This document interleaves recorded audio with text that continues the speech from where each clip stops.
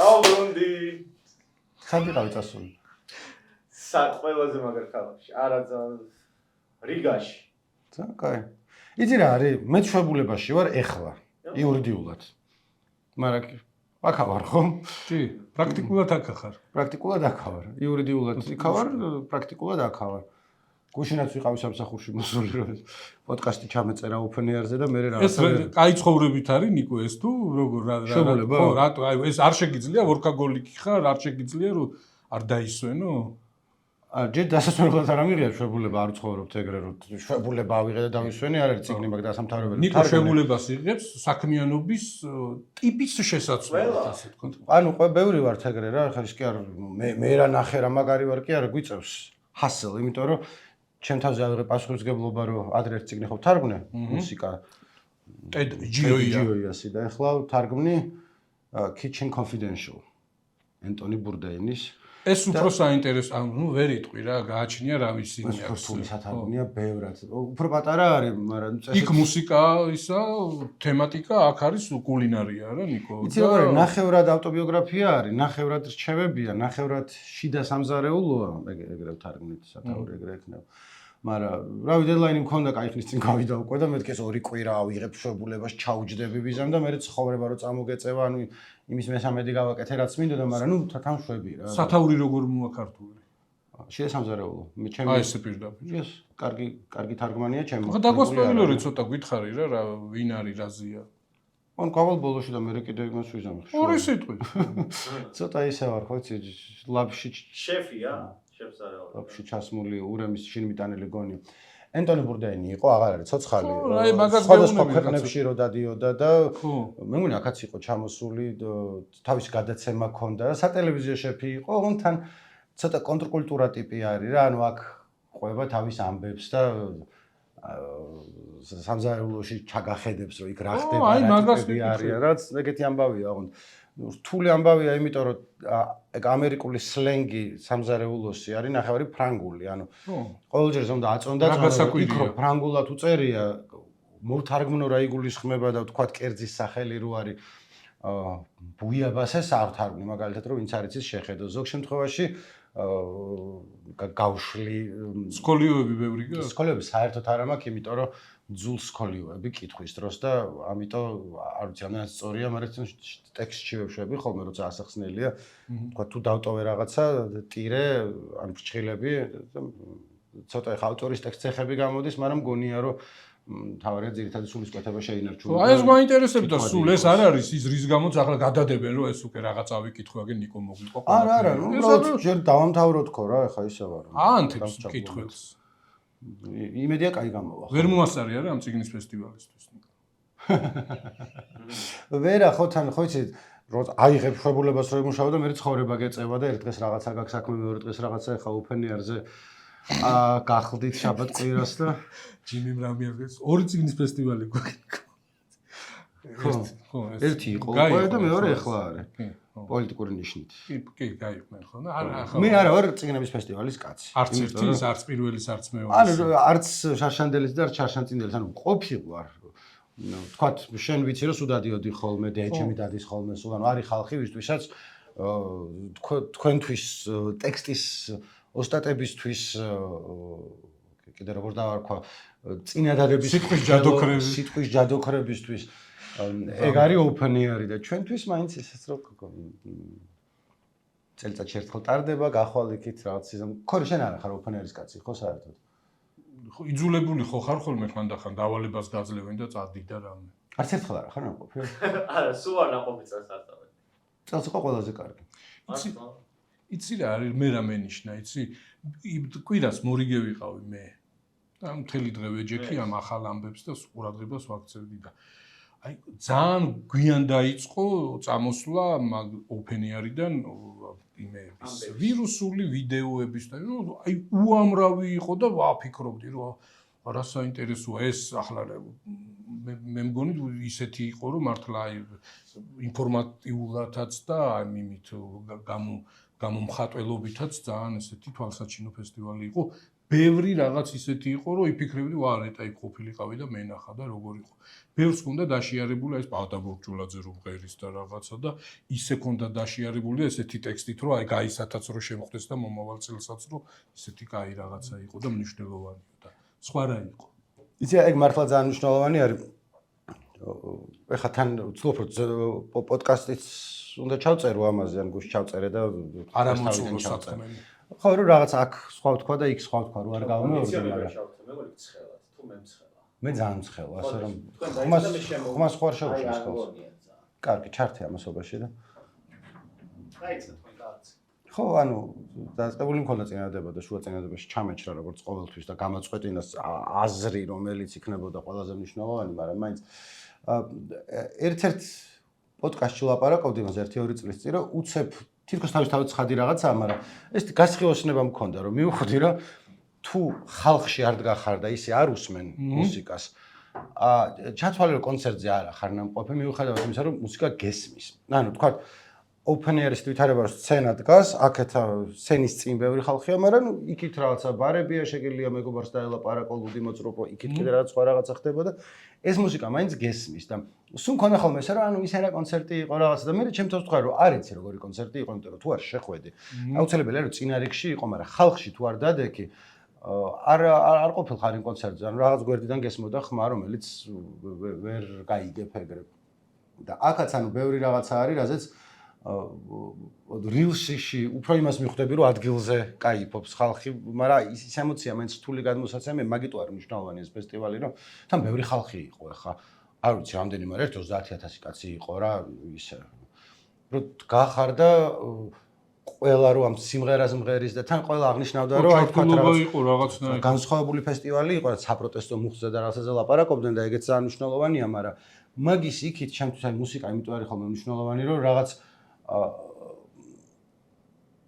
ისეც გადმოსცემს, რაც სიტყვებით მთლად ვერ დაალაგებ, რა, რაღაცა გრძნობა არის, რომელიც იმ წუთას გექნება და ცოცხალი ურთიერთობაა და რომ დაწერო, არ იმასშვება და ნუ 1-2 გული ამიჩუყდა ძალიან და ისე ვიყავი.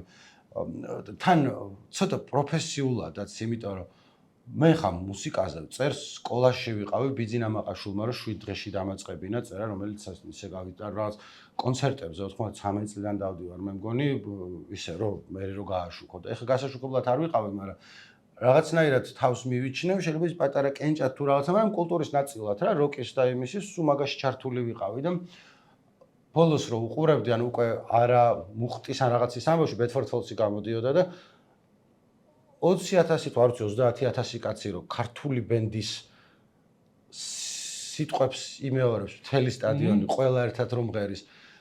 იმდენად აი რაღაცნაირი ის იყო, რომ აი სად მოვედით, რომ უცხოელები არავინ არიან ჩამოსული, აქამდე სულ იყო, რომ ვის ჩამოიყვანს open air-ი როგორ არა და ბედფორდ ფოლსი ბოლო რამდენიმე წელია სულ არის ხოლმე, არა რავი 10 წლის წინაც იყო და მანამდე ზურგიც იყო ხოლმე და ეხლა ვნახე რომ კორძი 2016 წელშიც ყოფილა, მაშინ არ ვიცოდი ვინ იყო.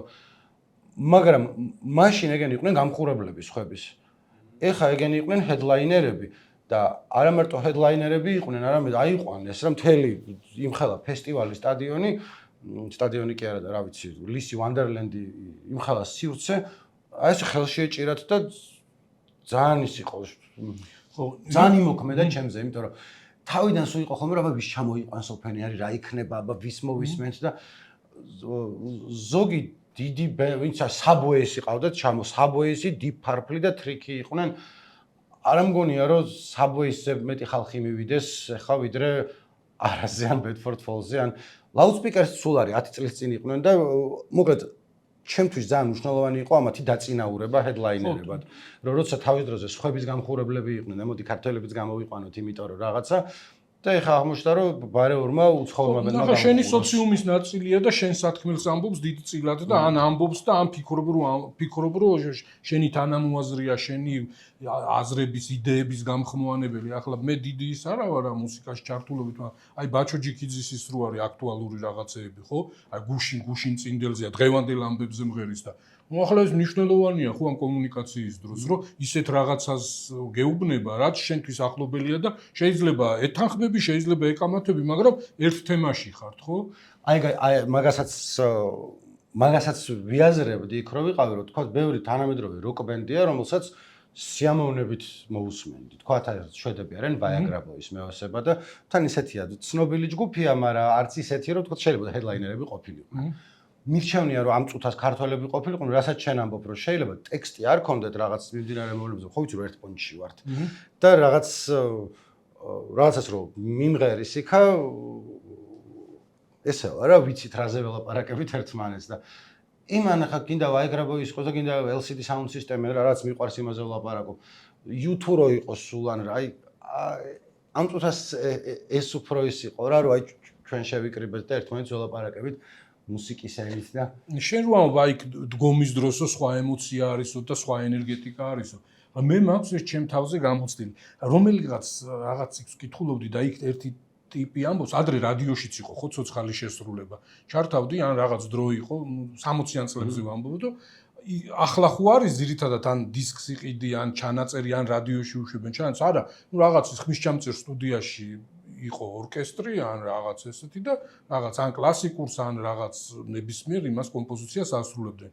ოღონდ ყველა მიცოდა რომ ცოცხალი შესრულება არის და ეს ტიპი ამბობს რომ ის ფირფიტას გადადებს და რადიოს ჩართავს რა და არ გქონდაო რა იმ მკვდარიო ჩანაწერის მოსმენის თავი არ გქონდაო.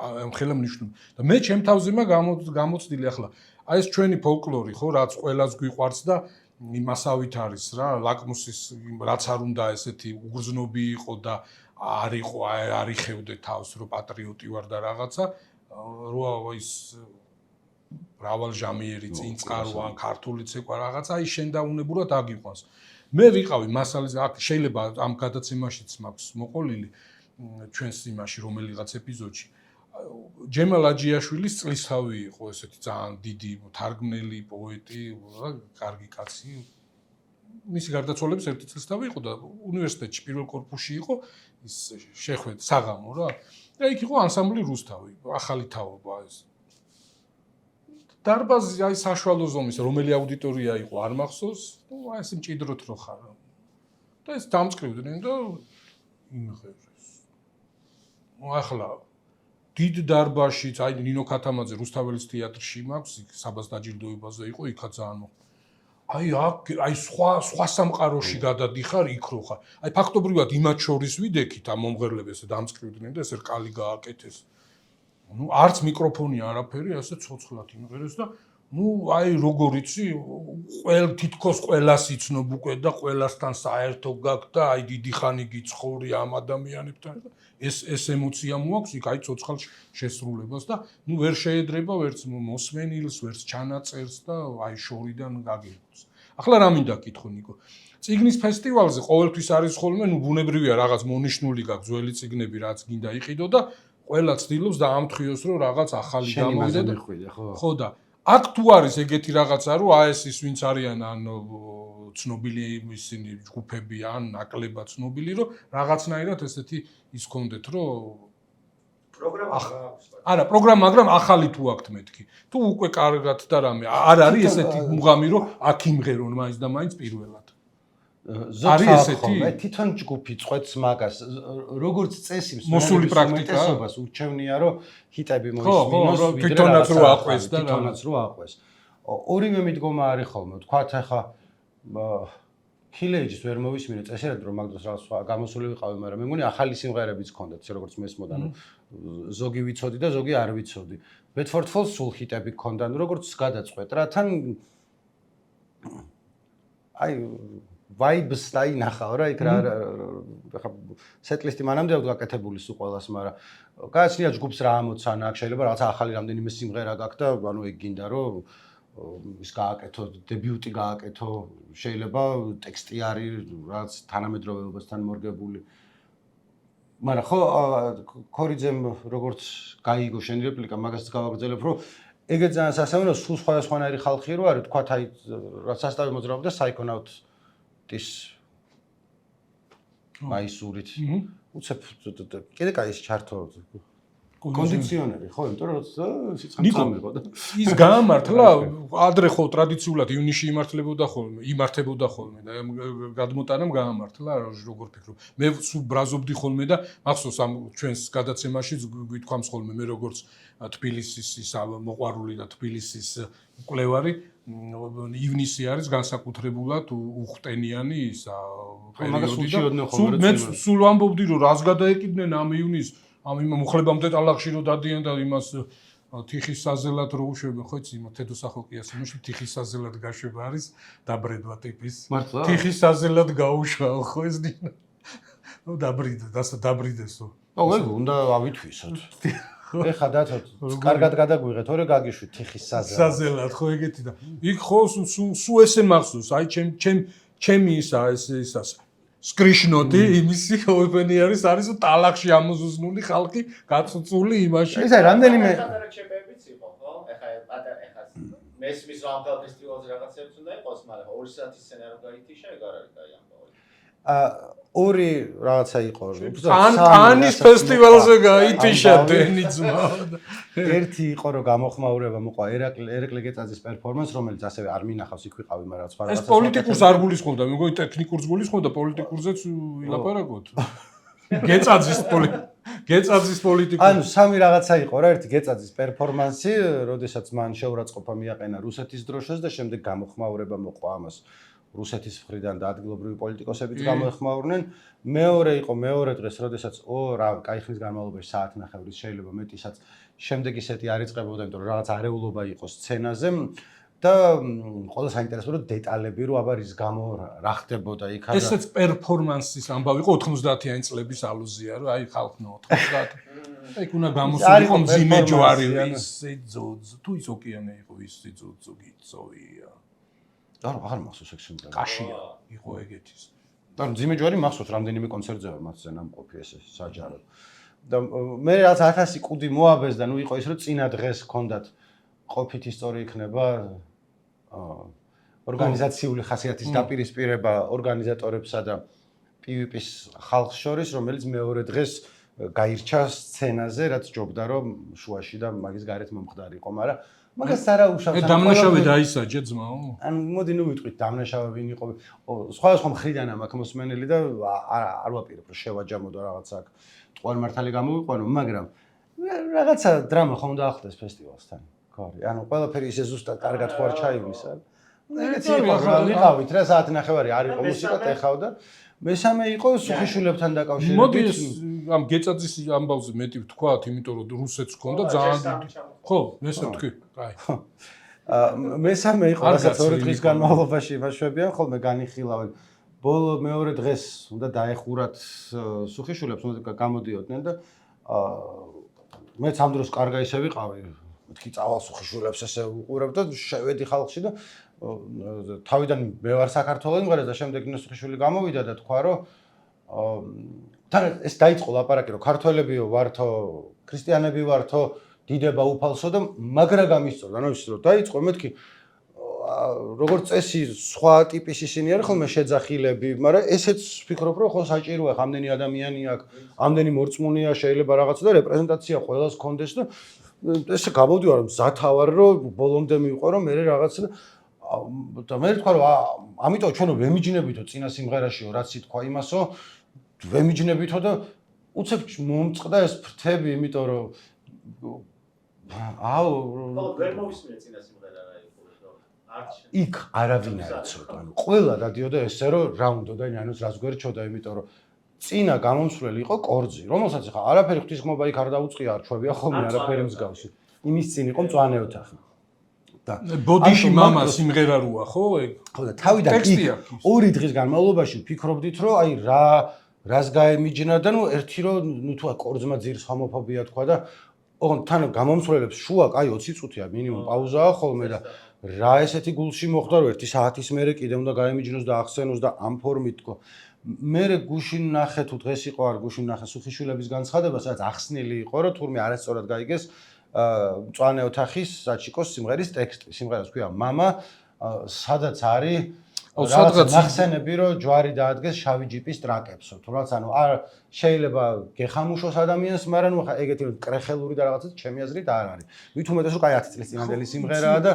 თან რაღაცა არის სიმღერაც და ტექსტიც არის მე მგონი, ტექსტის სკრიპტი არის და როგორც ჩანს რაღაცა სხვა გაიგეს უფრო კრეხელური ვიდრე იყო და მაგის გამიჯვნის საკითხი იყო, რაც ერთი მხრივ მესმის და მეორე მხრივ რავი აი რითაც დაიწყო მაგით რომ დაემთავრებინა ჩემთვის როგორც სცენარისტის გაცილებით უფრო ის იქნებოდა გამაერთიანებელი რომ აი იყოს მორწმუნე ხალხია ქრისტიანები არიან და ქართველები ვარ და ვილაპარაკოთ მაგაზე სცენიდან და მე თან მოუხდება რომ ხორუმს რო იცეკვებენ და მე საქართველოს ჰიმნს და რაღაცა სხვანაირად აღტკინებული შევეგებებოდი ეს გამიჯვნის მომენტი რა ყოფილიყო სხვებისთვის არ იყო ეგეთი მტკივნეული თქვა ხა ვიღაცებმა მითხრას რომ აი მაგათ ხორუმზე ვამეტირაო იმიტომ რომ აი რაღაცა იქ რო უყურებდიო მესმის რატომაც ხო ახლა ვინც ეს ძველი სიმღერაა თან არ არის ახალი და რაღაც ახლა გასაგებია რომ ამ სუხიშვილების ჯგუფის ხელმძღვანელს არ ქონდა მოსმენილი და მისთვის მოულოდნელი იყო და ვერ გაიგო ტექსტი და ვერ გაერკვა. ნუ ეგეც ქონდა დრო რომ რაღაცა ეკითხა რომ რა იმღერეს და მე აღშფოთებულიყო ესე ძალიან მაგრამ ნუ ეგეც ის არის რა ლაივის და ცოცხალის და რაღაც მუღამი ეგეც არის რომ რაღაც გავგებრობასაც იქნება მაგრამ საერთაშორისო სკანდალი გეწაძის პერფორმანსმა გამოიწვია. კი. ო, ნუ აი ესე რუსული დირიჟორივით გმართავ. რუსული ინტერნეტი ააფეთქა რასაც. ხო, კვირას ხო ვიყავი მორიგე მე და საინფორმაციოებში ესე იგი თვითონ აი მან ის ვინც არის მარია ზახაროვა რუსეთის მიდის საგარეო საქმეთა სამინისტროს ოფიციალური წარმომადგენელი იმან დაწერა თავის ტელეგრამ არხზე რომ აიო კვირა დღიარიო და ამაფეთქესო რა არ ყველა იმიდანო სოციალურ ქსელიდანო ყველა საშუალებიდან წერენო კომენტარი რა მოხდა ეს მოხდაო და ამას უნდა უპასუხო რა სხვა არჩევანს არ მიტოვებენო ეს როგორც ჩანს ეს რუსული მედია და მთელია ეს პროპაგანდისტული ელექტრონული სოციალური ყველგან იყო მაგაზე და ზახაროვა ნუ ესეთ რაღაცას ამბობს რომ როდესაცო კაც ჭკუარა აქვსო სხვა რაღაცით მუშაობსო ერთი ესე წერა მე სამართალდამცავები იმას იზავენ მიიღებენ ზომებს და სათანადო რეაგირება ექნებათო და კიდე ერთ პუნქტად ქონდა ნუ აი ვერაფერს ვერ დააკლებენ ჩვენს დროშას და ტრიკოლორს და ასე შემდეგ ხო და მე რო დღის ბოლოს ეს ხო ის იყო ნუ ეს უფრო ვრცელი და უფრო ესეთი როგორც ჩვევია ხოლმე ამ იმას ზახაროვას ესეთი ახროვი რაღაც ესეთი რუსულით ეწერა და ამას არ დასჯერდნენ და იმათ აქვთ ესეთი საგამოძიებო კომიტეტი, следственный комитет, ბასტრიკინი გენერალი ესეთი ის არის. იმას ჰქონდა კიდე ცალკე განცხადება, რომ სისხლის სამართლის საქმე აღიძრა და მოკვლევას ჩაატარებენ და მიიღებენ ზომებს და ასე შემდეგ და მე დავინტერესდი იმათი სისხლის სამართლის კოდექსით რა არის და ერთ წლამდე პატიმრობა არის და რაღაც გამოსასწორებელი სამუშაოები. ნუ ამიტომ ერეკლეს უნდა მოუწოდოთ რომ თავი შეიკავოს რუსეთში ჩასვლიდან უახლოესი ხნის განმავლობაში. არ მგონია რომ ისიც იყო და მაგრამ აქ უფრო ნუ ახლა ის მესმის რომ იმათი ქვეყანა არის და ცუდები არიან თუ კარგები არიან ახლა თავიანთ დროშაზე რომ გული შეტკივათ და აქ იყო ხალხი აღშფოთებული კიდე და აი იმათი არ მესმის ხო დროშას კი არა ეგ იცი რა არის კიდე უცნაური რომ ეგ ამბები ესე გვექცევიან რომ ეგ ისა თვითონ ფესტივალზე რო ხარ ადგილზე გეწაძის ლაივს ძალიან აქებდნენ იქ რამდენიმე მე მაგ დროს იქ არ ყოფილვარ მაგრამ ეგ პერფორმანსი იქ განხილვისაგანი არც ვიცოდით ეგ ამბავი მე ხო მეორე დღეს გახმაურდა ანუ იმავე დღეს მაგრამ საღამოს რუსებს რეაქცია ჰქონდათ მეორე დღეს ხო და მე მოდიოდა რაღაც ხალხი კითხულობდა რუსეთიდან დაბრუნდა სკანდალი ხო იმიტომ რომ მე იქ რო ვეკითხებოდა რაც გაიგე ზახაროვა რა თქვა ყველა მეუბნებოდა რომ გიხვეწევი ზახაროვაზე არ ვილაპარაკოთ აქ ვართო და რაღაც ერთიანობა და ხო, ნუ ახლა დროშასთან ეგენი ახლა რუსულ ჯარში ვინც არის ნამყოფი სამხედრო ნაწილში დროშა რო არის, ნიკო, ეგ დროშასთან 24 საათი ტიპი დგას, რომ დროშას დროშა თუ დაკარგა სამხედრო ნაწილმა. всё, უქმდება ნაწილი. იჭერენ ხელმძღვანელობას და აი ხუი და სამხედრო ნაწილი ხრება როგორც ასეთი. აი ჩემი სამხედრო ნაწილი იყო ესე ვეჩე, ვაენაეჩას 26 520 და ესე მახსოვს რუსულად. ქართულად ვერ გავიხსენე, მაგრამ ესე ლექსივით მახსოვს 26 520. აი იქ რო დროშა რო დამეკარგა ან გეწაძის რაღაცა ჩამეტარებინა. ეგ ხო სულ ძველი დროიდან მოდის, ანუ ხო, ნუ ეგეთია ხო.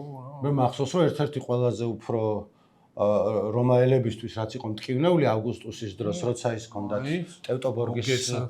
ტევტობორგის ტყის უბედურება, რაც დაემართათ, როდესაც მათი რამდენიმე ლეგიონი გერმანელებმა ალყა შემოარტყეს და ამოხოცეს, ერთ-ერთი ტკივილი ის იყო, რომ დროშა თუ სტანდარტი თუ რაც ქვია, ისინი დაკარგეს და მერე არწივი და რაღაცა. ხო და მერე აი მოლაპარაკებებით და რაღაცეებით რომ იბრუნებდნენ, აი ეგ იყო რომ დავიბრუნეთ უკან და კი, აი მაშინ ჩვენს იმეებშიც ხო არის კაცო ამ ისტორიაში და ეს რომ აი დროშა უნდა ფრიალებდეს და რაღაცა. დროშას რო დაკარგა, ძალიან ეგეთი. რამე ფესტივალზე ნამყოფი ხარ? წიგნის გარდა. არა. როგორი წიგნის ჭია ხარ? მე ვიდივარ ხა ძალიან კარგ ფესტივალზე კოპენჰაგენში 30 ივნის Charlie XCX Dodge. აი, ველაპარაკი ქორის რა. ძალიან კაი 5 დღიანი ფესტივალი, მაგრამ 3 დღე მივიდივარ. აი, მე რატო 5 დღე არ მედიხარ? ეს ცხადია რომ ეს ჟესტი ეხებოდა ქორიძეს და არა ჩვენს მაყურებელს. შენ ნიკო ამ გასვლით ფესტივალებზე ხარ ნამყოფი სადღაც? კი ხა ბოლო დროს ვუდსტოკის კოჩელზე არც მინდა. არა. კოჩელა არის ჯერტი ძალიან ძვირი არის. ხა იქ რო ვიყო ძალიანაც გამეხარდებოდა, რო მაგრამ წაგიყვანდეს.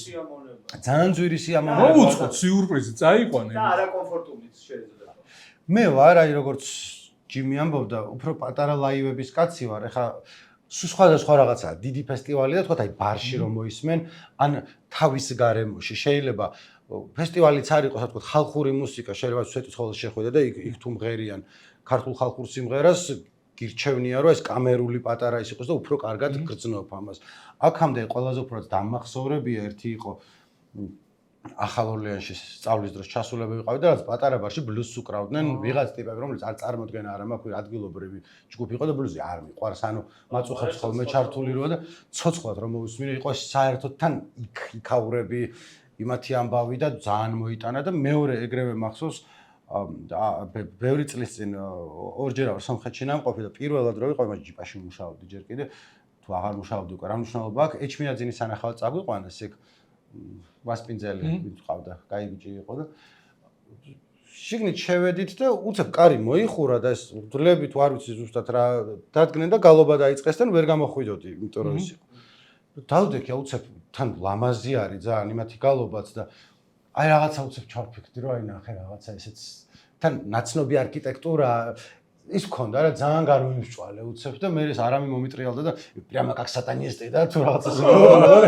მე თქვი რატომ იშვები რაღაცა მომენტი რა რაღაცა ის ქენი მაცალე შევირგო რომ რაღაცა იმაზე ვფიქრობ ჩემზე უფრო მაღალზე მაგრამ ხო აი მუსიკა ეძახე მაგრამ უბრალოდ მუსიკა არ არის რა იქ ვლაპარაკობდით ერთ-ერთ მარიამოს ვლოგს მივეცი ინტერვიუ რომელიც იქ მუსიკას სამზე ჩვენ ციგზე ნათარგუზე ილაპარაკება და იქ ციგს არის, მაგრამ ნუ ისედაც ხშირად გამეორება არ გაწყენს, რომ არის რაღაცა მელოდიები თუ ხმა, რომელიც მუსიკა და სიმღერა არ არის. აი რაღაც თქვა იავნანის ხმა რომ მოგესმე, იავნანამ რა ხმნა ჩვენი წინ, მაგრამ სხვებსაც აქვს. რასაკვირველია. ანუ იავნანას სხვებსაც აქვს კი არა, მაგისი გაცნობიერება, რომ ეს უბრალოდ სიმღერა არ არის, აი რაღაც არის, რომელიც ესე გიზის სხვანაირად, ან იგივე გალობა საეკლესიო, ან შეიძლება სხვა რელიგიაში გალობის ფორმა არ კონდეს, მაგრამ რაც სხვა რაღაცასთან არის ასოცირებული დატირების ხმები, უამრავი სიმღერა არის ეგეთი, რომელიც ვერ იტყვი, რომ ეს აი სიმღერაა და მარტო კულტურის ნაწილი ან გასართობია საერთოდ ვერ იტყვი, იმიტომ რომ მთელი ცხოვრება ეს დაჭდობილი გაქვს თუ რაღაც სტატუსავით დაყვება, ოღონდ უხილავად და არ საიდან დავიწყე მაგის თქმა, მაგრამ ხო რა რომ ეგ და ერთია რომ კამერულად რომ მოისმენ და მეორე არის რომ თქვა 20000 კაცი რაღაცას ერთად მღერის და გარედან რო უყურებს თამბეჭდავია და შიგნით რო ხარ აი ფიქრობ რომ აი რანაირად არ არსებობს რაღაცა უფრო მეტი ეს ენერგია ხო გამოიყო და არა ვარ ენერგიების და იმების აურების კაცი მაგრამ გრძნობ რა ფიზიკურად რომ აქვს განსხვავება რომ ფეხბურთს სტადიონზე უყურებ და ერთად 10000 კაცი ყვირი ხარ თუ ხუთი შენ მაგის თქმა მინდა რომ Taylor Swift შეიძლება ესე კლიპი რო ჩართვა მოусმრა სტადიონზე 30-40000 კაცი რომ ერთად მღერის მაგის უბრალოდ მუხტი იქ მე მგონი შენც და სხვანაირად გრძნობ იმ საშინელ მუსიკას არა? მე საშინაო მუსიკაში ვერ დაგეთანხმებოდი, ხარ არის Taylor Swift-ი ჩემი საყვარელი ან რაღაცა, მაგრამ უმისმენია ისინი. მაგრამ ეგრე აი YouTube-ზე ვთავ ხოლმე ხანდახან რაღაც ლაივებს, რა ერთ-ერთი მოწეს რობინი, იცი, შვედი მომღერალი ქალი, ერთ-ერთი უდიდესი პოპ მომღერალი, ცოცხალი ვინც არის, ძალიან სიმღერები გექნება მოსმენელი. ერთ-ერთი Dancing by Myself ქვია იმ სიმღერას I'm in the corner. Oh, why can't you see me? Oh, და ეს აქვს ხოლმე, ჩუმდება და სტადიონს ამღერებს და ერთი აი ძალიან ნიუ-იორკში არის უამრავი ადამიანი, თელ სიმღერას თავიდან ბოლომდე მღერის და მერე მუსიკა ერთვება და თავიდან რობინი მღერის და მერე იყო მაგის გაგრძელება, რომ ტიპები კონცერტის მერე არიან მეტროში, და მეტროს ავსი ერთი 200 კაცია და იქ მღერიან ამას და რაღაცა ერთად რაღაც ისკეთება ის არის რა სხვა ენერგიას გამოყოფს კი. სიცოცხლე ახსნაც აქვს, მაგრამ ეგ არის სიცოცხლე. აი რაც არ უნდა დიდ ეკრანზე, ტელევიზორში, როცა შეგიძლია ისა შიანელო სპორტიც ეგრე არის რა, სტადიონზე ყოფნას ვერ შეედრება. ამ დროს შეიძლება თვალსაჩინოების თვალსაზრისით ტელევიზორში უფრო მეტი ნახო, იმიტომ რომ ხუთი კამერა გაჩვენებს, მერე შენ დააბრუნებ, შიანელებ, ან მოკლედ რა 1000 კუთხიდან და მაგრამ ის არ არის რაც სტადიონზეა. აი ეს ერთიანობის განცდა, რო შენ იმ თამაშის ნაწილი ხარ. აქ ახლა უყურებ და ერთობი და ყველაფერი ჩართული ხარ, მაგრამ იქ ნაწილი ხარ. თითქოს შენ აძლევ ძალას და ის გაძლევ და შენზე არის რაღაცა დამოკიდებული. ახლა ტელევიზორთან რო ზიხარ, ძალიან დისტანცირებული ხარ და შენზე ხვდები რომ არ არის, შენ მაყურებელი ხარ და იქ თითქოს აი როგორც იტყვიან ხოლმე რა ის რაგბიში ციან მე-16 მოთამაშე ფეხბურთში მე-12 ხო? იქ მართლა ეგრე ხარ. აი ფიქრობ რომ აი შენს იმას დამუხტულობას, შენს ხმას ბევრი რამე შეუძლია, რაღაც გადამწყვეტი შეუძლია. საჭ როგორ და ხანდახან ფიქრობ ეს არ არის აი დიდ თამაშებს არ გულისხმობ. აი სადაც შეიძლება ტრიბუნებიც არ იყოს და ფეხზედ გახარ და უყურებ. ჩემი უფროსი შვილი რაგბის რო თამაშობდა, ხშირად დავყვება მეტი დროც გქონდა, ახალგაზრდები ვიყავით, მე ჩემი ძმა და დავდივდი და აი იქ ახლა სულ იყო რომ ერთმანეთს იცნობს უკვე ვინ არის რაღაცა ხო? აი თითქოს ერთი იყო რომელიც მოწინააღმდეგის დასაბნევად რო იწყებდა რაღაცის, თითქოს ძალა ქონდა. აი შეეძლო დაეთარსა და ხელი მოცაროდა და რაღაცა და აი იქ 100,000 კაციც რო არის და თავის გუნდს გულშემატკივრობს და როგორც ჩანს სპორტსმენებიც გზნობენ, იქაც ახლა მომღერლებიც ხო არის არა კავშირი თუ არ არის სცენიდან რომ მღერის არის რა ის გრძნობს რო კომუნიკაცია და ის სხვა განწყობით არის და ისიც იმუხტება ხო? სპორტშიც ეგრე არის. აი იმიტომ არის რომ აი შენ სტადიონზეა თამაში თუ მოწინააღმდეგის სტადიონზეა ასეთი მნიშვნელობა რო აქვს. თუ მოყვებიან გულშემატკივრები რომ ამასაც აქვს. აი საბჭოთა პერიოდში ახლა მამაჩემის ერთი თანამშრომელი იყო, მაშინ დიდი ხელფასები და ის არავის ჰქონდა და საბჭოთა კავშირი იყო. აი დინამოს დაყვებოდა ყველგან. ხო, იმიტომ რომ საჭირო იყო. ტიპს თითქოს სრული განცდა ჰქონდა რომ უარ წასულიყო, კატასტროფა დაემართებოდა გუნდს. აი მიდიოდა ყველგან, აი გასვლით ამას სადაც კი შეეძლო, ხო? მიყვებოდა და ესე ბევრი იყო. აუ სტადიონზე არ ყოფილა კაი ხანია და ეგ გრძნობა დამაკლდა, იმიტომ რომ მაინც აღარც ფეხბურთს უყურებ და აღარც რაგბის, მაგრამ რო შედიხარ აი თა დინამო სტადიონზე მახსოვს რომ თავიდან კი ატყობ რომ ბევრი ხალხია რაღაცა ბილეთს აჩვენებს შეხვალ ადიხარ სექცია რაღაცა და უცებ აი კიბეებიდან დასაჯდომებთან რო გადიხარ და უცებ ხმას ხანაირად გესმის თუ აკუსტიკა იქ ეს არის ყველას იქ უყურებ გუგუნი არის კრატერია რა ნახე კრატერია და თან ყველაფერს კარგად ხედავ ანუ კი არის დიდი და ბევრი ადამიანი მაგრამ ნუ ამახელვებელი გრძნობა კი ძალიან და აი ის ბარში ყურებაც ხო იქ თანამოაზრეები რო არიან იქ კიდე სხვა ისა აქვს ხო ხო მე ბარში უყურებ ხოლმე ეხა რაღაც ნაკრების თამაშები და რაღაცა რო არის ხოლმე ო არა ნუ აი მაგასაც აქვს მუღამი რა რომ ერთად რო ხართ და ერთიანობის განცდა რო გაქვს ის ეს დინამო სტადიონი ხო იმის გამო რომ მაინც ეს საბჭოთა კავშირში სუფთა საფეხბურთო სტადიონებს არ აშენებდნენ სარბენ ბილიკებს უკეთებდნენ რომ აი ოლიმპიური და სხვა სპორტის სახეობებსაც ყოფილიყო გაშორებს რა მინდორს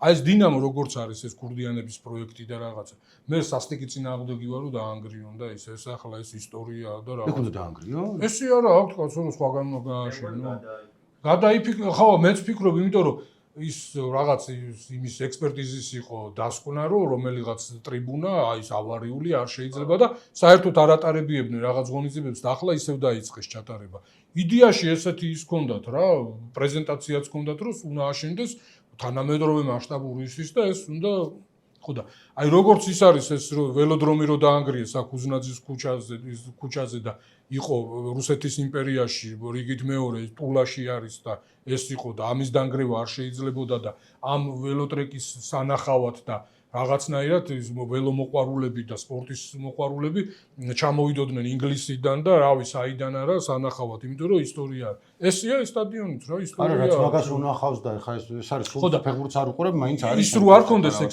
სარბენი ბილიკები და ეს და პირდაპირ საფეხბურთო სტადიონი რო იყოს, ანუ აი როგორც ის არის ინგლისში არის ხო, მინდვრიდან რო იწყება, იქნება ფანტასტიკური, აი მართლა ხელის გულზე უყურებ, იმიტომ რომ ესეთი ციცაბო დახრა აქვს და კარგი ის ექნებოდა რა.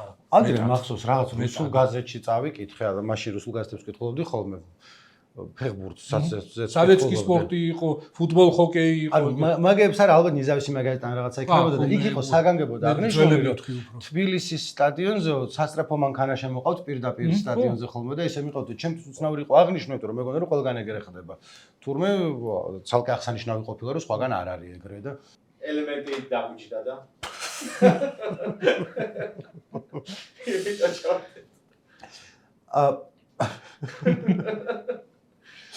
აი მე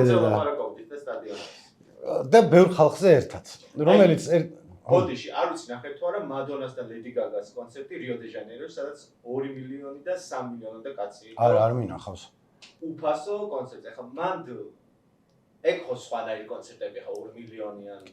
იცი რა არის? ახლა როგორ გაკადრო რომ არ მჯერა და რაღაც მაგრამ აი დაუჯერებელი არის რომ 2 მილიონი ან როგორ იყო ორგანიზებული ან ხო მაგრამ რა ფართობზე იქნება? ვინდა თვალა არის ეგ შეკითხვა, რაც მართალია, შეიძლება 2 მილიონი კი არ ნაკლები. ხო აქვს Reuters და Google-ს და რაღაც ისინი ფორმულები კვადრატულ მეტრზე ამდენი და არის რა რიოში ძალიან დიდი კონცერტები ტარდება ხოლმე, ანუ ერთ-ერთი მე პირველ მეორეზე არის არა ლეიდი გაგა და მადონა შეიძლება ეხა გადაუსწრეს იმათ, მაგრამ რაღაც ძველი კონცერტი იყო და ვისი იყო არ მახსოვს, მაგრამ 2-3 მილიონი კაცი იყო ამ კოპაკაბანას პლაჟებზეო და მე რაც მაქვს YouTube-ზე ნანახი 2 მილიონი ნახევარი ფანი აი ოფიციალურად შეფასებით ხო ანუ დარწმუნებული ვარ ხელმოწერით ყველას არ ჩაულია რუსეთში მე მგონი ჯერ კიდე საბჭოთა კავშირია დაშლამდე ცოტა ადრე იყო Monsters of Rock ფესტივალი რომელიღაცა აეროპორტში რომლის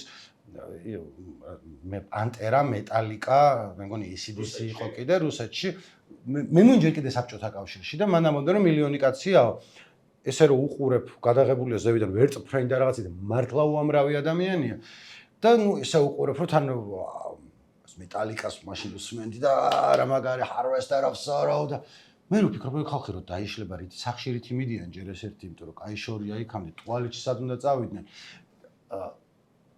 იქვე ალბათ ხო? ანუ წარმოიდგინე დგეხარ და გამოდიხარ ხალხიდან და იქ რაღაც არ მგონი რომ 99 წელს თუ 90 როდის არის ეგა იქ ბიოტუალეტები იქნება იყო მაშინ რუსეთში და რამდენი ბიოტუალეტი უნდა დადგა მილიონ ადამიანზე?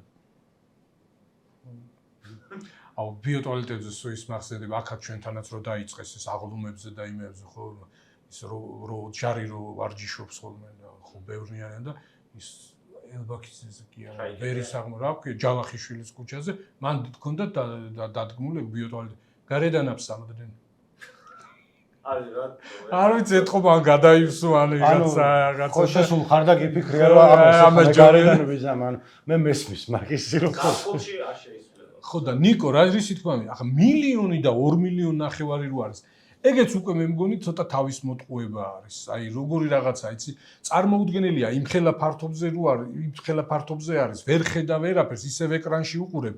ხმას ალბათ რაღაც რეტრანსლატორებით და იმეებით და მოკლედ რისი თქმა მინდა. ეს ცოცხალი კონცერტები რაღაც მასშტაბში გადასარევია, მაგრამ აი უზომოდ რო მიწელება და დიდდება და დიდ მასშტაბს იღებს. მე მგონი ამ თავის მუღამს რის გამოც ასწორებს ეს ლაივ კონცერტები, იმას კარგავს ცოტა. აი ახლა წარმოიდგინე რომ მილიონი კაცი ახლა რომ მე რუსთავში ვარ გამოსული შარტავაზე და სადღაც აქ თავისუფლების მოედანზე გუგუნებს ბაჩო ჯიქიძე და მე იქიდან თქვენთან ვარ. არა ვარ. ეგ კიდე ალბათ სხვა რაღაცა მეც გეთანხმები 2 მილიონი ნახევარი მაგის კაცი მაგრამ ერთი დაასერჩე დათო ვუდსტოკზე რამდენი იყო თქო რიგი 79 წელს შენ ხარ ნამყოფი ანუ ეგ ცნობილი იყო 2 იმით რომ მილიონი ნახევარი საქართველოს. მე მგონი 800,000 კაცი თუ 400,000 ან რა ასეულობით 1000 კაცზე იყო ლაპარაკი. 400,000 კაცი ხო სწორად მახსოვს. აი ეგ უნდა იყოს ზედაზღვარი, მაგაზე მეტი არის. ვუდსტოკს გინდა ეს გადაახტე. ბოლო კონცერტი, ბოლო სპეისეთი იყო დიდი, ამის მერე მაგის მე რამდენიმე ვუდსტოკი ჩატარდა, მაგრამ ნუ ის არ იყო ცხადია, ის სულისკვეთება აღარ იყო. ორი კაცი მოკვდა ვუდსტოკზე. ერთი იმიტომ რომ დაეძინა მინდორში და კომბაინით გადაუარა გლეხმა, იმიტომ რომ ვერ დაინახა. საშინელება, სიკვდილიც არის და სიკვდილიც. მეორე? მეორე მგონი ნარკოტიკებით ან რაღაცა ის. აი ნარკოტიკებით იმასავით მომივიდა რომ ცოლი მომიკვდა და რა მომიკვდა და გამიგაცივდა და ეგ არაფერი. მაგრამ ხო იქ რო იყავი უფრო ის არის მარტო მუსიკის მოსასმენად ხო არა ხარ რომ მთელი ამბავია რა მის ნაწილი ხარ კულტურული მოძრაობის და ვუდსტოკზე რო იყავი 79 წელს ალბათ ჯერ კიდე არ იცოდი რომ სუბოლო იყო და ერთი წლის მერე აღარ იქნებოდი ჰიპი სავარაუდოდ იმიტომ რომ უმეტესობა აღარ იყო მერე ვიღაცები დღემდე არიან მაგრამ ნუ ასეთი კულტურულად მნიშვნელოვანი მოძრაობა კაი ხნის განმავლობაში ნიკო შენ კანის ფესტივალზე არასოდეს არა რადგანაც ფესტივალი ქვია მაინც ხო არა ეგ აი გოგის ვკითხოთ მე შედეგები მოულოდნელი იყო შედეგები რომლის შესახებაც ძალიან კარგად ვარ ინფორმირებული და բոլო ვიცი. ჩემთვის ყოველ წელს არ ვკითხულობ ხოლმე გოგი რასაც წერს, მაგრამ იმ ფილმებს არ უყურებ და ამიტომ ის დრამა ის რაღაცა რომ აი იმას ეკუთვნება თუ ამას ეს ლოზნიცა გვარად ვიცი მე ერთი პატარა ისა ლოზნიცასთან დიდი ინტერვიუ თარგმნე ჩვენმა კოლეგამ. ფილმები თუ ნახეთ ორ ინტერვიუ? ფილმები მაქვს ნანახი რაღაც ფილმები. ეს ფილმი არ მინახავს ეს. მე არაფერი ფილმი არ, ჩემი ფილმი არის YouTube-ზე რაც ვიდეოებს უყურებ ხოლმე და მეძინება. უყურე, მეც ახლა ხო ეგ ისა, ნუ სხვა კვალიფიკაცია ჭირდება და სხვა ის ჭირდება რეგულარული ყურება ამ ფილმებს, რომ მე გაიგო. არა, თუ ეხა кайფობ მაგაზე რა კვალიფიკაცია შეხედავ და ან მოგეწონება ან არა ეხა. აი ხო და რისი თქმა მინდა, აი ეს პროფესიონალურად ხო ისეთი ფილმებს, რასაც კანში აჩვენებენ, იმიტომ რომ თან უნდა ელოდო, იმიტომ რომ ესე უცბად ვერ ნახავ და რაღაცა ხო. მე მიყვარს კანის ფესტივალის ასე ვთქვათ ყურება გოგის თვალით. გოგი რო წერს ხოლმე დღიურები როა ხო? ლომკამაკ ხოლმე სულ კითხულობ ხოლმე ფესტივალი რო იწყება. გოგი დღიურებს დაწერს, აი გოგი რო კითხულობს, გოგის პრიზმაში რო ვატარებ, მე ან დავსერჩავ თუ არის სადმე დევს ვუყურებ, ან წავიკითხავ რაღაცას. ეს ლოზნიცას ისიც ხო, ორი პროკურორი. მეც ეგრე მიყვარს ხოლმე, ჩაგერე დრამა მიყვარს, რა გოგი რასაც ყვება ხოლმე, თუ ხა მაგის მნახველი ვიცი რო არა. უკრაინელი რეჟისორი არის, დოკუმენტალისტი არის, ძალიან მაგარი და ნუ მხატვრულ ფილმებსაც იღებს და ეს ორი პროკურორიც გადაღებული აქვს. აი ძალიან ხო, აი ძალიან მაგარი ეს. უთ დათო რა. მე რუსულად მოხდეს საერთოდ. კი, ფიზიკა. ხო, ხო და როგორც ჩანს აქტუალურია დღევანდელ იმას კონjunქტურასაც ეხმიანება, ხო, აი ეს ძალადობის და ამ სისტემების, ძალადობრივი სისტემების ის არის ანატომია და რაღაცნაირი ისა, აი როგორ მუშაობს ეს სისტემა, როდესაც სიტყვაზე სისტემაში გულწრფელად ესეთი გულანთებული ტიპი არის, რომელსაც ამ სისტემის შეცვლა უნდა თვითონ ბოროტების სახელով, კაი კუთხითაა დანახული, ეს წერლის ეკრანიზაცია არის, არ არის ესეთი ცნობილი მწერალი როგორც შალამოვი და სოლჟენიცინი არის, მაგრამ აი გულაგებში ნაჯდომი ფიზიკოსი, რომელიც მე წერდა და ესეთი ის არის. თვითონ ამ წერლის რაღაც მოთხრობებისა ჩანაწერებიც ვნახე და ნუ საინტერესოა. ვერ მოიგო ამ ფილმმა, ის ირანელი რეჟისორის ფილმმა გაიმარჯვა, მაგრამ უყურე როგორი რაღაც არის ნიკო, რისი თქმა მინდა.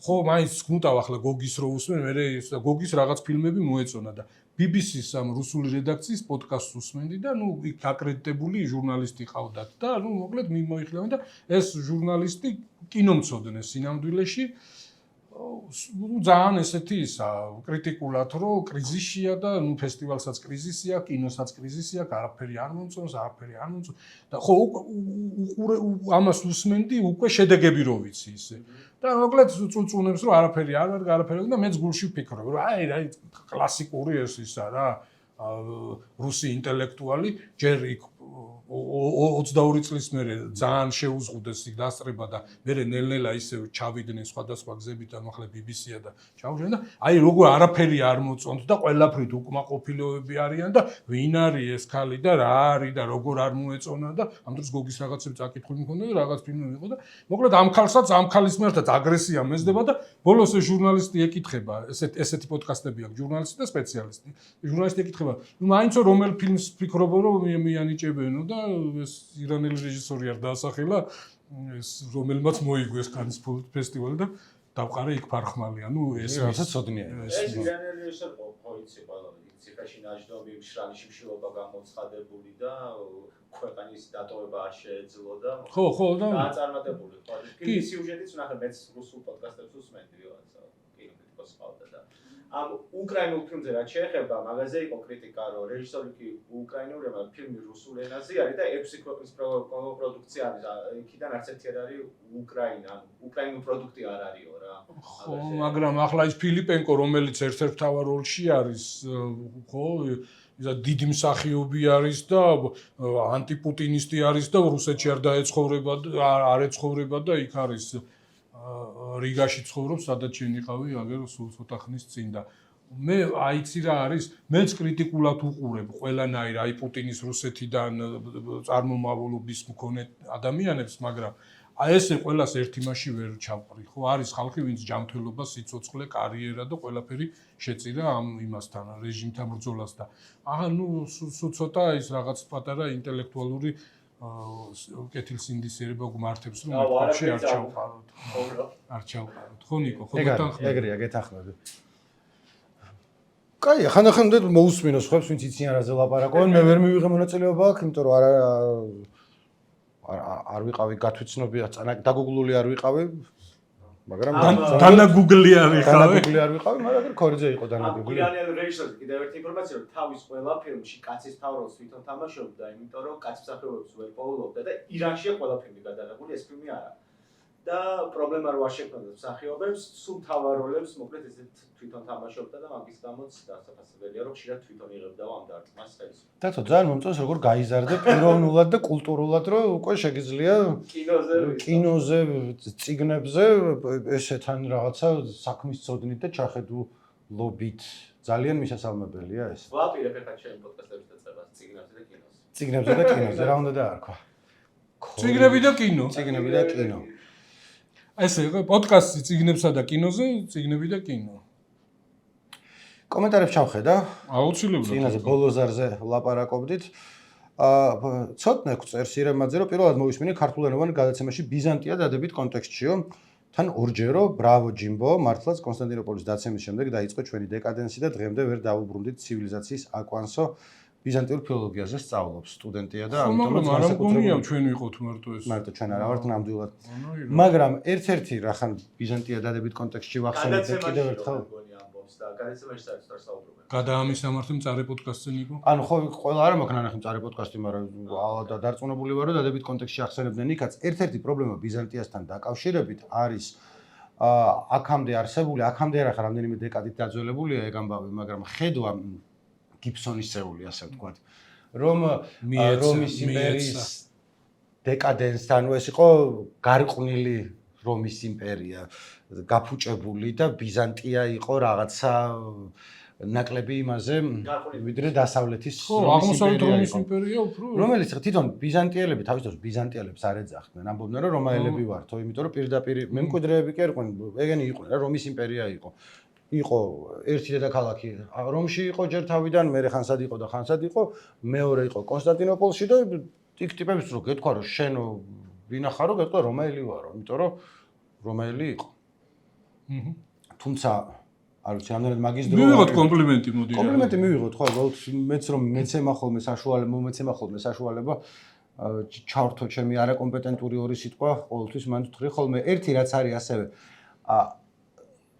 არ გვინდეს ყალბი თავდაბლობა. ნუ ხა ეს ვიღაც ქორი პროფესორი ხალხიც არსებობს და მასწავლი აქვს და იქ არ შევეჭრები ხოლმე, მაგრამ აი რატო არის როცა ამ პრო ისტორიაზე რო ლაპარაკობ, რეალურად ლაპარაკობ დღევანდელობაზე. ქართველებს კი არ ჩვენ ყოველთვის სულ ეგრე არის ხოლმე. გააჩნია ბიზანტიის იმპერიის მიმართ დამოკიდებულება იცვლება რომელი წელია და სად ცხოვრობ. იმათთვის დასავლეთ ევროპისთვის განსაკუთრებით მე-19 საუკუნეში და მე-20-ის დასაწყისში იგულისხმებოდა რომ ეს ბიზანტიის იმპერია არის აღმოსავლური კულტურის ნაწილი, ანუ ბერძნები ხმანდან მოდის დასავლური ცივილიზაცია, მაგრამ ესენი იყვნენ უფრო რაღაცნაირად აი ორიენტალიზმს ამბობენ ხოლმე, ცბიერი, გაფუჭებული, რაღაცნაირი გახრწნილი იმპერია, რაც არასწორი ხედვა არის. ჩვენთვის იყო დასავლეთი ეგ არის. რეალურად ორივე უყურებთ ამ ძველ ამბებს თანამედროვეობის პრიზმიდან. თქვათ ამბობდნენ ხოლმე, რომ ბიზანტიამ შეაჩერა დასავლური ცივილიზაცია, იხსნა, იმიტომ რომ იქ რომ მოდიოდნენ ისლამის საფრთხე აღკვეთა ბრჭყალებში უსვან ამას, იმიტომ რომ დღეს ისტორიკოსები ამას ესე არ ხედავენ ხოლმე და მე იქ გიჩნდება შეკითხვა რომ რომელია თქვათ ბულგარეთი შეიძლება ის იყოს ევროპის ნაწილი იყოს, მაგრამ ის ბულგართმჟლეტი რო იყო, ვასილი არ უყურებდა იმას, როგორც ევროპულ თავის ტოლსტას წორს. მან იყო მნიშვნელოვანი ქრისტიანები და არაქრისტიანები და იმის გარშემო დღეს ბევრი ევროპული ქვეყანა, რომელიც მაშინ არ იყო ქრისტიანი და ეს თავისიანებაც სულ არ მიაჩნდათ კონსტანტინოპოლში, არამედ პირიქით ძალიანაც არათავისიანად მიაჩნდათ. რატო თქვი ეს ყველაფერი არ ვიცი, იმიტომ რომ ჯერ დაალაგებული ის ყოფილიყო შემდეგი. მოიტანა. ლუკა ბრაზიკ წერს, რომ არ წერ ხოლმე კომენტარებს, მაგრამ თუ ითხოვთ, მაშინ გეტყვით, რომ სულ უყურებთ თქვენ გადაცემას და კარგი მოსასმენია, ხანდახან სტუმარიც მოიყვანეთ ხოლმეო, მაგრამ ნუ ასწორებს. ლუკა ბრაზი რომელი კლაინიდან იყო იქა იტალიური მაფიის? ლუკა ბრაზი იყო დონ ვიტოს მარჯვენა ხელი, იყო მთავარი გაჩნეთ წიგნს უყურებთ თუ ფილმს, ანუ ფილმში არის სულ თავიდან ლუკა ბრაზით იწყება პირველი ნათლია, ხო არის ამის კაცი რო არის და თავის იმას რო გაზდის რეპეტიციას რო გადის, რომ დონ ვიტოს როგორ მიმართოს, რომ საჩუქარი გადასცეს. სპოილერ ალერტ მალევე კვდება, მაგრამ ნუ რა გავაკეთოთ. ლუკა ბრაზის თევზებთან სძინავს. მაფი. აგაკნახი ნათლი მე ნიკო გასწრებული. ალპაჩინო გადახი. წიგნში არის ეგრე, არ მახსოვს ფილმში როგორ არის, რომ მაიკლ კორლეონე მამას დონ ვიტოს უკვე მაიკლი არის ალპაჩინო არის რა და ნუ ეს დონ ვიტო უკვე ესე არის და რჩევებს ეკითხება და ერთ-ერთს ეკითხება ლუკა ბრაზისთან დაკავშირებით რომ როგორ დაიმორჩილე კი არა, ნუ ეს მისი ერთგულებაა, როგორ მოიპოვა და დონ ვიტოს რჩევა რომ დაიღო ადამიანიო, რომელსაც სულ ერთიაო, იცხოვრებს თუ მოკვდებაო, მაგრამ ისა უნდა ქნა რომ შენი ხელიდან სიკვდილი არ უნდა უნდოდესო.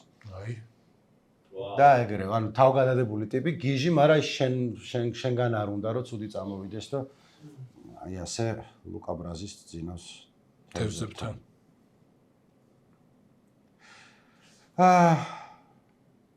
ეგავართ.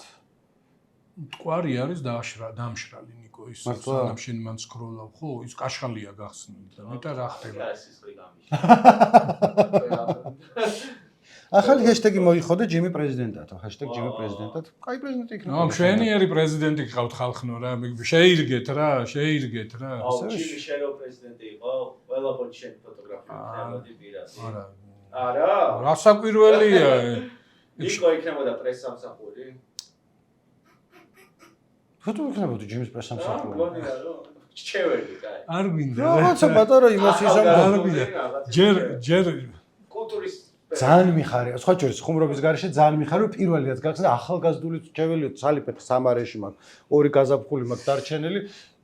ჩემხელა ხალხი ქვა აღარ დაგორავს არსად და ანუ მადლობის მეტი რამე თქვის. ეგ არის და რისი თქვა მინდოდა რომ ეს მთელი მტკვრის ფლოტი არის გასაცოდავებული, აი მეებზე არის მიტყეპებული სკერზე და კედლებზე და ტიველი.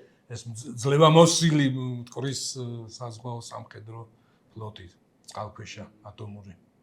ეს თავისუფალი ასოციაცია გქონდა, ხო? არა, ძალიან საშაყირო არის ეგ, აი მართლა იმასავით არის, აი გაბრიაძე რო დახატავდა ის თავის მოთხრობებს რო აფორმებდა, ეს კუსტარულად გაკეთებულები რო დაცურა, რაღაცა მოდის იქიდან. მაგაზე მინდოდა, იცი, სერიოზული მასალის გაკეთება, რამე რეგულაცია არის, აი მაგალითად ტაშტი რომ მოვიტანო, ჩამაშვებინებთ ამ თვალში და ხო, ვიღებთ და აი როგორ ხდება, მე რა ვიღაც ტიპი დაიჭირეს ნებართვის გაცემაზე და ახლა დღემდე დაურეგულირებელი არის. აი როგორმა უნდა იცუროს მტკვარში, რამდენი მგზავრი გადაიტანოს, ან უსაფრთხოების, ან მოძრაობის წესები როგორ არის, ახლოს მივიდნენ ერთმანეთთან რადის და არაფერი აი ესია, ქაოსურად არის და ძალიან სასაცილოა ეს საზღვაო ფლოტი რო ყავს, უბრალოდ სამდინარო ფლოტი. მომეწონა ეს ანუ კომენტარები არის ხოლმე უცნაური ამბობთ რომ ხან მე ვტრიგერდები რაღაც არ არსებიც ხან შენ და კოდური სიტყვა რო გესმის შენ მტკვარზე გაქრო. ხა მე ჩემი აგდება მტკვარზე არ არის ძნელი, იმიტომ რომ აი ეს ძნელი, უბრალოდ მტკვარი რო ახსენე თუცებ სკა პრესა. რა წიკი აი რამდენი აი ზუსტად 16 წელს ვიყავი რომ უნივერსიტეტში ჩავაბარე და იმის მერე დავდივარ თბილისში. მივდივარ. აი არ მახსენდება იქ აი ორთაჭალასთან რომ ამოუხვევს იქ რომ სანამ არ გაცდები ამ იმას მტკვარს, არ უყურო. სანაპიროზე. ხო, სანაპიროზე რომ მოდის, ახლა ნუ სხვას რას უნდა უყურო, მაგრამ ნუ განსაკუთრებით ხო, აი იქ სულ უყურებ, რა უნდა მოხდეს. მაგრამ სულ უყურებ. გიტარა წამოიღე ერთხელ და რაღაც სიმღერა დაგენწერინება. როდის გაიყინა მტკვარი ბოლოს ეგ მითხარი, იმიტომ რომ მე პაპაჩემის გახსოვს, რომ 33 წელს დაიბადა და 8-9 წლის უყავი რომ მტკვარზე ვსრიალე. ხო, მტკვარი იყინებოდა. არა, ზუსტად წელი არ მახსოვს, მაგრამ რატომ არ იყინება? ახლა ჩატის უამრავია ეს ისა სანიაღურე ქარხნიდან, ანუ უფრო თბილი წყალი იმებს სახლებში გამოსული და ეგეთი რაღაცა და ჯერ კლიმატი შეიცვალა. აი მაგაზე მაქვს ბლოგები დაწერილი, ჩვენი რადიოსთვისაც შეუძლია როგორი ზამთრული ზამთარი როგორი იყო და მთელი ამბები, რომ ჩვეულებრივი განსაცდელი იყო ზამთარში და იაკობ გოგებაშვილსაც ჰქონდა რაღაც ეგ ზამთართან დაკავშირებული ამბები, ზამთრის ეშინოდა, კაციების ეშინოდა და იმას მანიაკალურად ეშინოდა, ხო ტუბერკულოზი მაგიც მოკლავს. და სულ იყო სულ გაკოჭილი და იმასავით ებძოდა და ეს თბილისური ზამთარი ებძოდა. შენგან ვიცეგა რომ იაკობ გოგებაშვილი კარგა უცნაური კაცი იყო, ძალიან თავისებური ხასიათი. ყვარშიც იხჩობდა თავს იყო ეგ პერიოდი. აგარი უცნაური, არ ვიცოდი მე. აბა. თავისებური ტიპი, რომ გენიოსები რო არიან ხოლმე, ხო იცი რაღაცა. რეპუტაციის გამო ყვარში იხჩობდა თავს და ნუ გადაარჩინა კონკრეტულმა ადამიანმა ისიც ხედაძე იმასაც აქვს მოგონებებში და ეს თვითონ აი ეს მაშინ ხო ინსპექციები იყო ახლა რუსეთი ჩვენი ძმა და ამოგვიყვანა და აგვაშენა და ისა და საერთოდ იმის მერე აღარ სახელმწიფო სამსახურში არ შესულა რაღაც ჩარიმოზდეს და მაგის გამო რეპუტაციული შეურაცხყოფის გამო იკლავდა თავს ხო და რისი თქმა მინდა ხო კლიმატი შეიცვალა ისეთი მკაცრი კლიმატი არ არის რომ აი აღმართზე ვერ ახვიდოდი ამ იმეებზე ერთაწმინდის იმეებზე ფერდობები და მერე კიდე ეს ისა გაცილებით მეტი წყალი შედის ეს საყოფაცხოვრებო მოხმარებიდან რა თბილია და მაგრამ ფაქტია რომ ადრე გაიყინა ადრე იყინებოდა კაცო იყინებოდა და ამ ისა ყინულის მოპოვება ამაზეც მაქვს კიდე ცალკე თავი და ის დაწერილი ყინულს მოიპოვებდნენ და ზაფხულში შეგეძლო მერე აი ეს ცივილუდი დაგელია თბილისის სარდაფში იმიტომ რომ მთელი ზამთარი ივლისი აგვისტოში თბილისის ამ ძალიან ღრმა სარდაფები ხო აქ აი იქ სპეციალურად ისინი ჰქონდათ სამაცივრი მოწყობილი, ტილუები, თივებით და იმებით და ნებისმიერ დროს ცივ იმას დაგალევინებდნენ ლურს. რა რასადროდის ის კითხვას მაქვს მაგაზე იყო სატელევიზიოზე ჩამოქონდა. ხო და აი გარშემო ეს ტბები და ის რო იყო, იქიდან ჩამოქონდათ ეს და ის არის ურმებით და იმებით და ყიდნენ ამ იმას. მერე დაიწყეს კითხვა იყო მაგას. მერე დაიწყეს როდესაც უყურებთ იყო. მერე დაიწყეს ამ ყინულის ეს სამრეწველო წარმოება და რაღაც თორე მანამდე ეგრე იყო. ყინულის წარმოებაზე ლაპარაკს ალბათ შემდეგ ჯერზე გავაგრძელებთ. ახლა დაგვიტოვეთ. ჯერ პირველ რიგში რომ აქამდე თუ გვიყურეთ, ლაიქს დააჭერეთ ხელი, იმიტომ რომ რა ჩვენთვის ის არის, გაგვეხარდება, რატო არა, თქვენი არაფერი არ მიდის. მეორე, თუ არ დაგეზარათ, კომენტარი დატოვეთ, თუ ოფენიერზე იყავით, მოგეწონათ, არ მოგეწონათ, რა მოგეწონათ, თუ არა და რამე სხვა ფესტივალი. კანის ფესტივალზე თუ იყავით, ეგეც დაგვიწერეთ ან წიგნის ფესტივალზე, ან ვისკის ფესტივალი იყო ამას წინათ. მე არ ყოფილვარ, მაგრამ ჩემი მეგობრები იყვნენ. ადრე ღვინის ფესტივალი ტარდებოდა ხოლმე. რამე ფუდ ფესტიც კაია, ხა გამახსენდა რომ ყველაზე კარგად მაგერეთო. აი, ფესტივალი. რამე დაგვიწერეთ ფესტივალზე დროებით. კარგად.